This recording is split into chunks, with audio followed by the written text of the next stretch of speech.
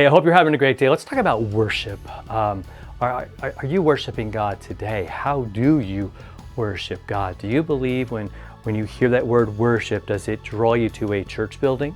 And that's good. I think that's awesome. I think one of the things that we do, one of the ways that we worship God is we gather with other Christians, we gather with believers, and we sing songs and we hear sermons, and we are encouraged by that fellowship, by those other people who share something that is so valuable and so precious, so amazing, so super important. And it's important really for those two reasons. For God's word, we need to hear it, but also the people around us. And yet, I don't think it was supposed to be relegated to one day a week, to Sunday morning or Sunday night, or whenever you find your time to get to a church building with other churches or church people for a service.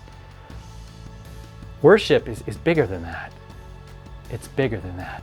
It's every day. It should be every moment. It's a way of thinking. It's a way of looking at life, a way of approaching your life. It's a philosophy, really, and not like in terms of like Greek philosophy or anything else, but like really just this is the way we should see life. This is the way we should do life. The way we do family life, the way you do work, the way you do everything.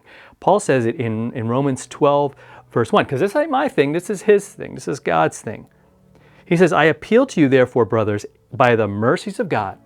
In other words, you know you're saved, you know you're forgiven because of what Jesus did. So present your bodies, right, all of you, as a living sacrifice, holy and acceptable to God, which is your spiritual worship.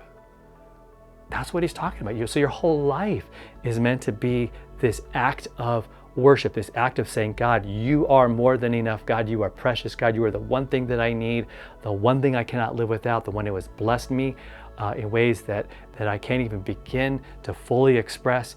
And then I'm going to keep on trying every day. I'm going to keep on telling everybody about you. I'm going to keep on focusing on you and trusting in you and knowing who you are, using every part of me, right? I'm gonna use my feet to go where you want me to go. I'm gonna use my hands to help the people, right? And to create things and to work with things like I'm doing now.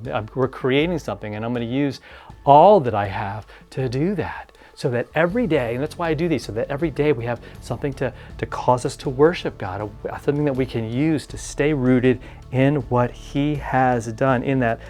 And to know, hey, I want to be that living sacrifice. I want my life to be holy and acceptable to Him. Right when I'm hanging with my kids, when I'm hanging with my wife, when I'm hanging with friends or at church here and doing something, maybe teaching a class, maybe hanging out at the preschool or leading a meeting, whatever it is. And I'm always praying. I'm always worshiping, so that when I roll into church on Sunday morning, so what I'm doing is I'm not starting to worship, but I'm continuing my life of worship. All right, so I'm praying that you. Let's have a conversation about that in the comments. That would be awesome.